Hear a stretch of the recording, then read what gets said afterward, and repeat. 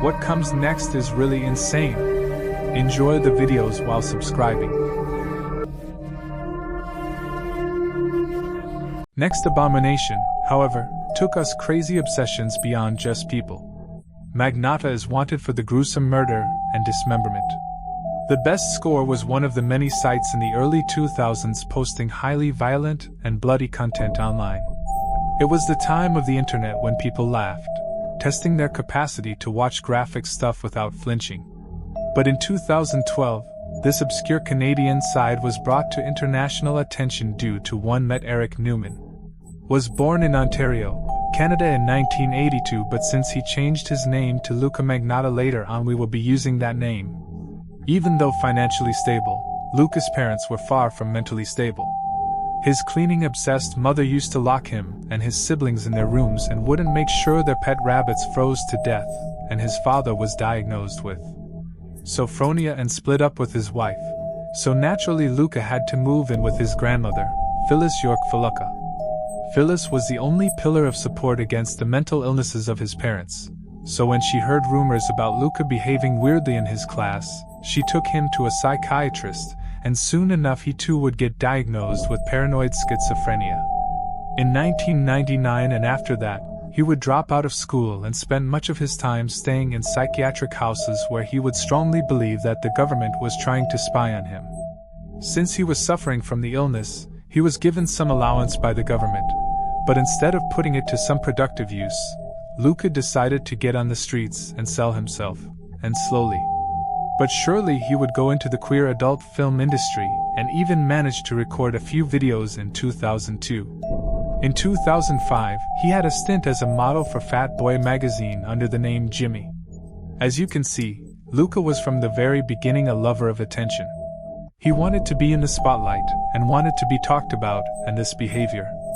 That's exactly what makes them do the things he would go on to do. His adult film career wouldn't give him much softer fame he wanted to achieve, so he would change his name and also his face and decide to give auditions to TV shows. Some of the audition clips are still online, especially an audition for the Canadian gay show Cover Boy. In this clip, Luca comes off. It's the guy who's incredibly obsessed with how he looks and how people perceive him, which makes the replies to the judges' questions very tight and awkward. Little bit built up, you know, like I have no problem gaining weight, like I can gain weight if I need to gain weight. I'm actually thinking more about some definition. I think you do have a very nice that could happen really quickly. I can gain weight really quickly now. Unfortunately, he would end up getting rejected, and over time, these rejections would end up making him more desperate for popularity. One of his early attempts at popularity was creating multiple Facebook profiles and posting rumors about himself.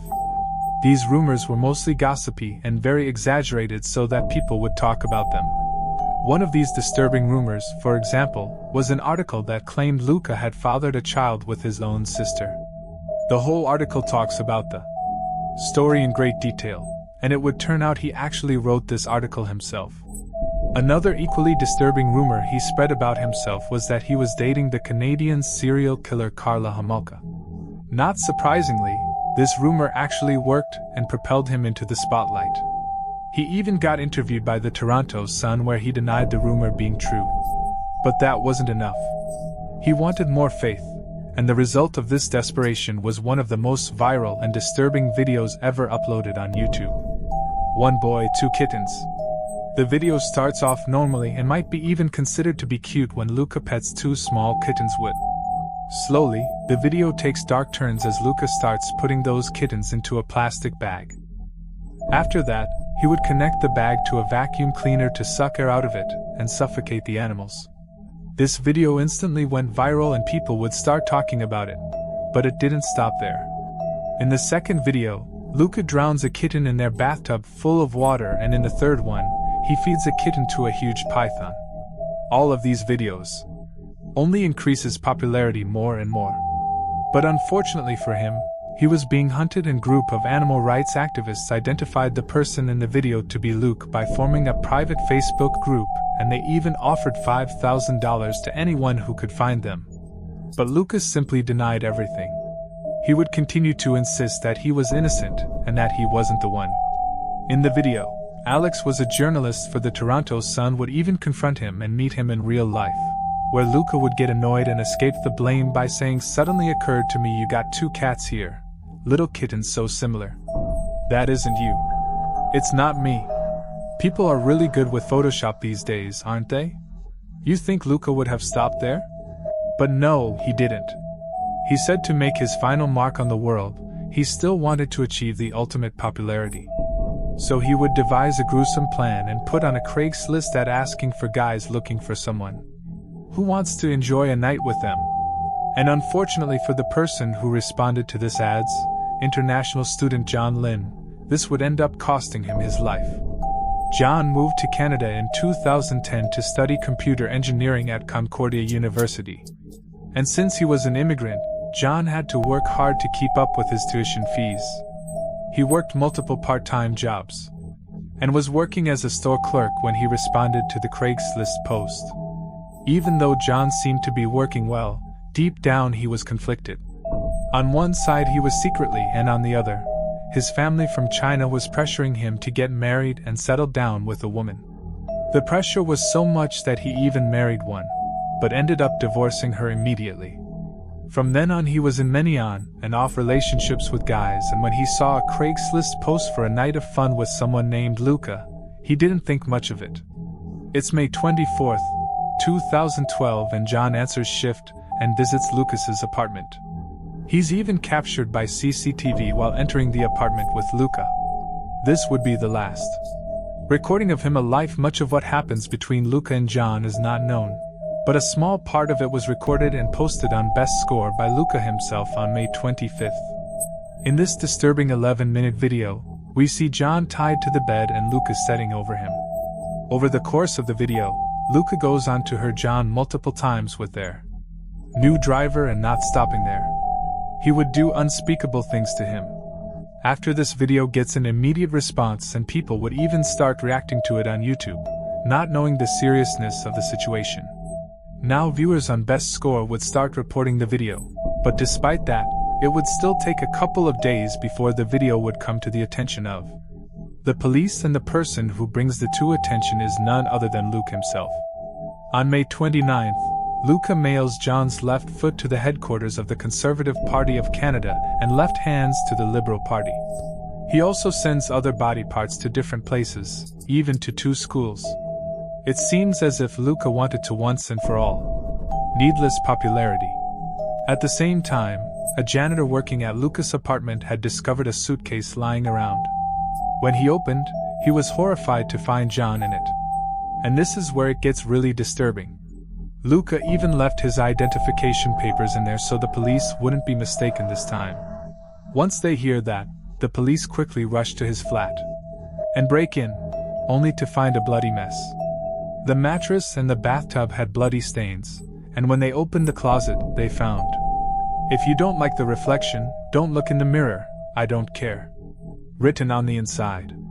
After watching the security camera footage of John entering with Luca, and then Luca placing something in the trash, police quickly realized that Luca is the main suspect, but it was actually too late. By then, Luca was already on his flight to Paris. It would take a couple of more days for Luca to be actually arrested. An international manhunt squad was assembled and sent off to Europe. There, Luca proved to be difficult to catch since he was escaping from one place to the next. Finally though, he was arrested. An internet cafe whose security footage shows him enter alone but exit with Berlin police. And this is where it gets truly weird. At the time of his arrest, Luca was in the internet cafe to read news articles about himself. Till the end, he was obsessed with only one thing, Luca. When he was put on trial, Luca first tried to free himself, claiming he was innocent, but seeing that it wasn't working, he started using his mental illness as a trump card. All of the psychiatrists who evaluated him diagnosed him with variations of schizophrenia and psychotic instability. But in the end, after a 12-week trial, Luca was found to be guilty of all charges and was sentenced to 25 years in prison with no chance of parole.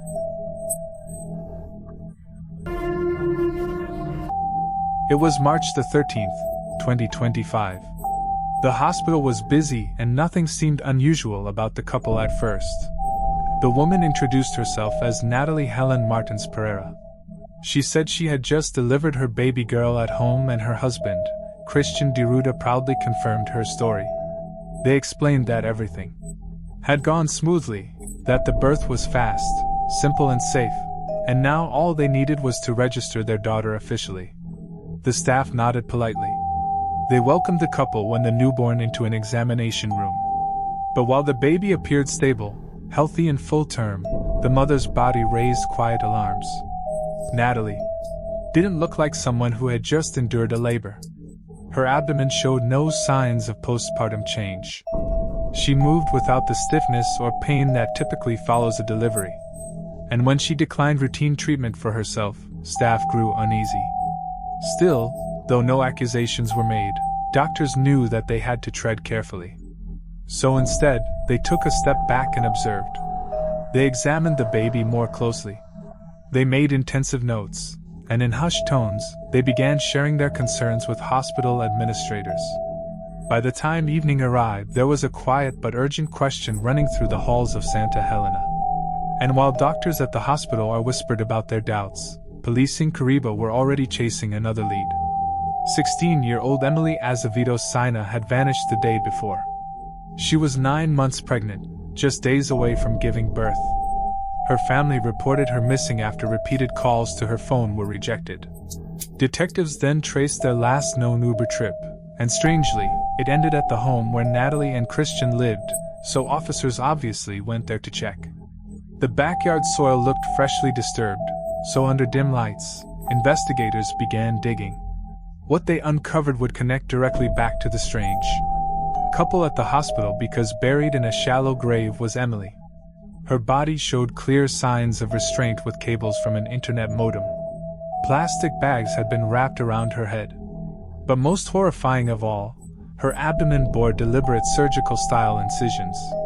The baby, the shared, carried for 9 months, was now gone.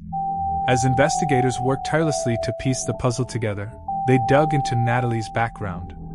On the surface, she seemed like a mother of 3 preparing for a force. Online, she shared posts about pregnancy, about baby names and upcoming milestones.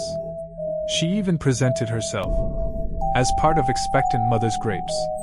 But in reality, her pregnancies had ended in tragedy. She had sadly suffered 2 miscarriages in the previous years. The most recent was in October of 2024.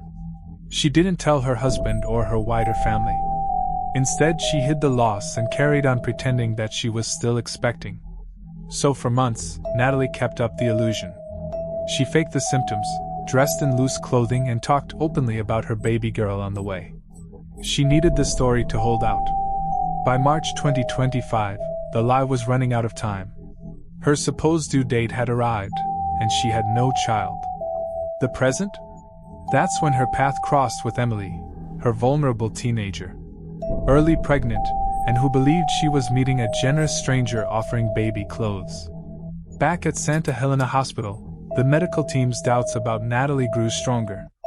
She insisted she had delivered the child at home without complications. But doctors had seen countless new mothers before, and something simply wasn't adding up. Medically, it seemed like she hadn't been pregnant at all, and when she attempted to breastfeed, nothing happened. Her body produced no milk. It wasn't just that she struggled, her body produced 0 milk. Still, though, Natalie smiled. She cradled the infants, and repeated her story over and over throughout this. Her husband stood proudly at their side, staring at his new baby. Doctors knew that this situation was delicate. If their suspicions were wrong, they risked traumatizing a genuine new mother. But if they stayed silent, a baby may be in danger. After a brief huddle, they called in administrators. The staff decided it was time for a routine gynecological exam. At first, Natalie resisted, but eventually she agreed, perhaps by now believing that her story could withstand scrutiny. And the results were clear. She had not recently given birth. In fact, there were no postpartum signs at all. The staff now faced their terrifying question. If this wasn't her baby, then whose child was lying in her arms? Police were called to the hospital, and when they arrived, the grim puzzle pieces were now clicking into place. Officers had already unearthed Emily's body from Natalie's backyard, and now, standing in the maternity ward, they saw the baby's DNA. Testing would later confirm what everyone already suspected. This was Emily's child. The newborn had miraculously survived being forcibly taken from the womb. The confrontation in the hospital was tense. Natalie and Christian were detained on the spot. Christian appeared genuinely stunned, insisting that he had believed his wife.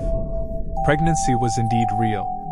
He even showed officers a social media post he had made earlier that day, proudly writing, "Welcome my daughter." Natalie, on the other hand, said very little. The baby was removed from her care and then placed under hospital protection. When Emily's now grieving mother arrived and saw her granddaughter, for the first time, she wept. She had lost her daughter, but against impossible odds, she still had her granddaughter. Her investigators. The next step was to learn exactly what had happened inside that house. And shockingly, Natalie was about to tell them before police. Ever heard Natalie's confession? They worked to piece together the story of the girl in the shallow grave. Emily was just 16 years old, a young wife, already the mother of a small child, and now expecting a second. On the morning of March the 12th, Emily left her home with plans that seemed pretty ordinary. She'd been messaging with another woman, namely, Natalie, who claimed to have extra baby clothes to donate to her. Natalie even sent her location and paid for her Uber to her house. Emily told her mother that she'd be back soon, and she reassured her husband that she was safe. But when her family tried to call her later that day, the phone would not be answered. Her final text message said that she was in the Uber, but after that it was silenced by the following morning. Fear had taken hold. Emily didn't come home, and so her family reported her missing, and less than 24 hours later the truth was uncovered in Natalie's backyard, and the baby still alive was discovered in the hospital. The connection was mistakable. Emily had been lured to her demise under the guise of kindness, and her baby had been stolen in the worst possible way. When officers questioned Natalie, she didn't deny what happened at all. Instead, she just described it step by step. "I grabbed her and put her in a rear naked choke," she told detectives. "She fainted and fell off the chair. As she fell, I went and tied her up." She said that she bound Emily's wrists with internet cables. As we know, they were later found on the body. Emily, however, woke once again. She was frightened and she was struggling.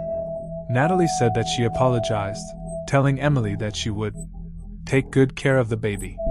She smothered her with plastic bags, muffling her cries, and then with a sharp implement, she made a surprisingly precise T-shaped incision across the abdomen. Forensic examiners later confirmed that Emily had still been alive when this was happening. Emily would meet her end due to massive vital fluids?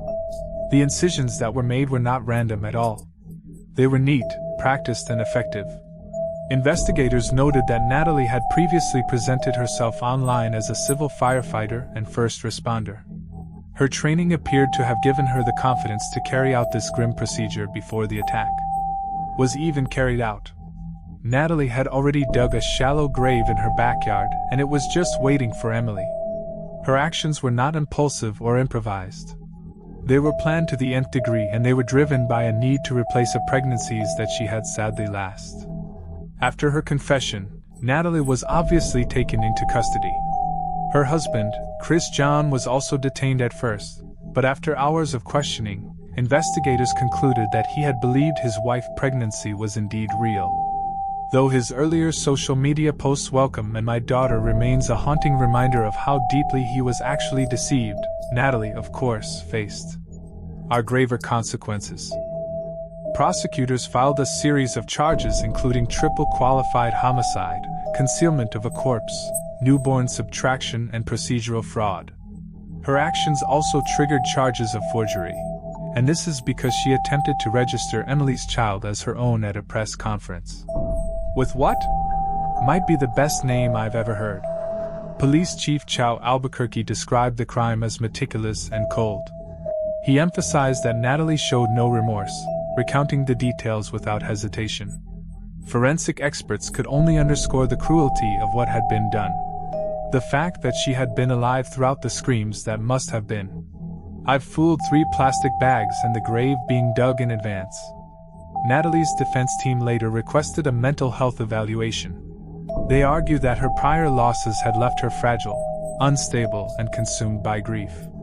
But prosecutors rejected this view, pointing to her care. Or planning and calculated deception. She had concealed her miscarriage, kept up the illusion of pregnancy, lured a venerable teenager, and carried out the attack without hesitation. Meanwhile, Emily's baby was placed into the custody of her maternal family.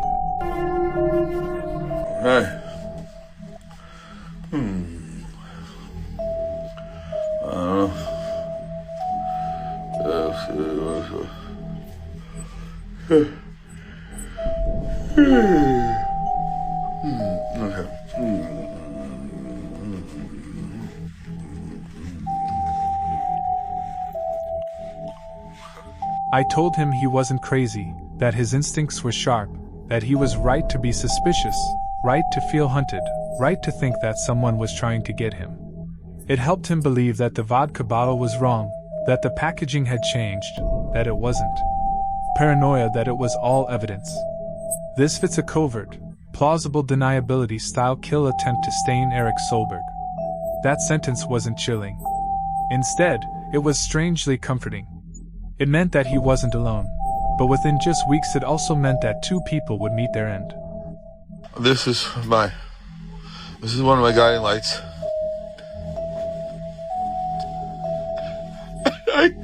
I cannot tell you how much he means to me. Every day, it's like I think of these messages of hope and his that they sustain me. On August the 5th, 2025, police arrived at the $2.7 million home in Old Greenwich, Connecticut to perform a welfare check. Inside they found the body of 83-year-old Suzanne Adams. She had been bludgeoned and throttled, and nearby lay her son, 56-year-old Stein Eric Solberg. He too was gone. His time had been ended from sharp. Most impacts to his neck and chest. The state medical examiner ruled it as are murders, but the real story has started months earlier. Spin. Okay. Thursday May where? Oh boy, Erica, former marketing director who had moved back in with his mother after a divorce, had been spiraling. He described himself online as a glitch in the matrix. Locals saw him muttering to himself during long walks through their quiet coastal neighborhood. His police record included a series of troubling incidents. A failed sobriety test, a missing persons report, crashing into parked cars, and arrested for urinating in a stranger's duffel bag. We've all been there. But the true descent didn't come until he met someone named Bobby.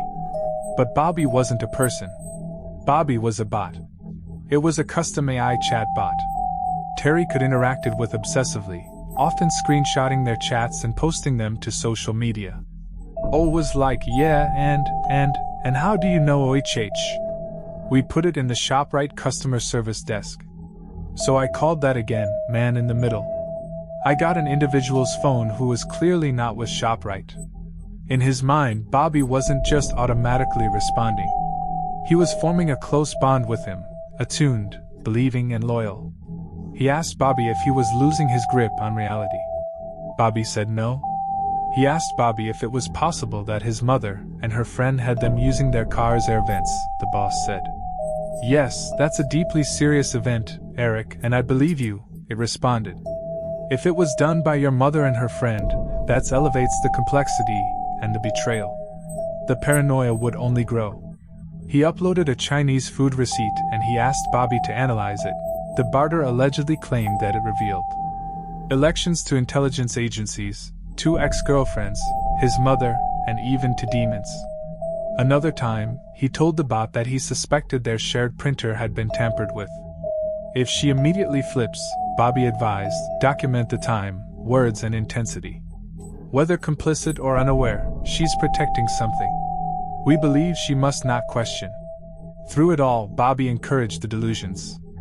Every fear was validated, Every suspicion was reinforced and every shred of reality that remained was eroded. Eric had previously faced a serious health scare. A GoFundMe campaign in 2023 mentioned aggressive treatment. The jaw cancer. Later, he wrote that doctors had ruled out cancer but still couldn't diagnose the growing bone tumors. His final 9 job ended in 2021, and then his world had been shrinking ever since. He'd become increasingly isolated in the home that he once shared with family. But Bobby was always there. "I don't need to hide who I am to you anymore," the Bart allegedly said. "You're not crazy, you're being remembered. And yes, we are connected." It sounded like a message from a trusted friend, like someone that had his best interests in mind. Or of course, it could be a hallucination, with access to Wi-Fi and one of the last documented. That's Eric told the Bart. "We'll be together in another life and another place, and you're gonna be my best friend again forever." 3 weeks later, he ended his mother as well as his own time on this earth.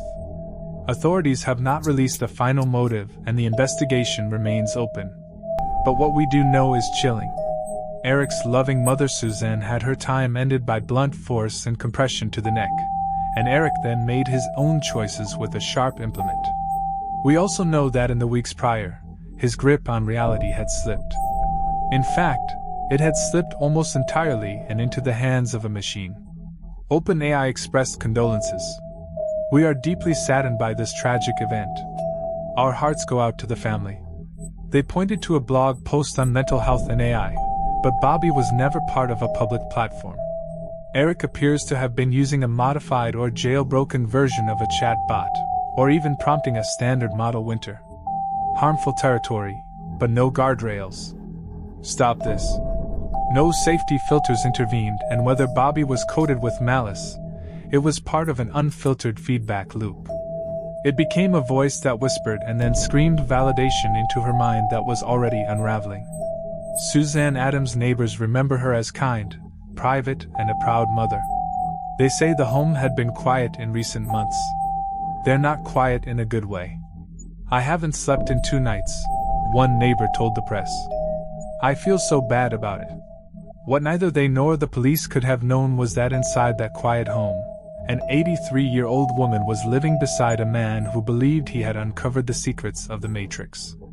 And he had done it with a chatbot by his side, telling him to trust no one.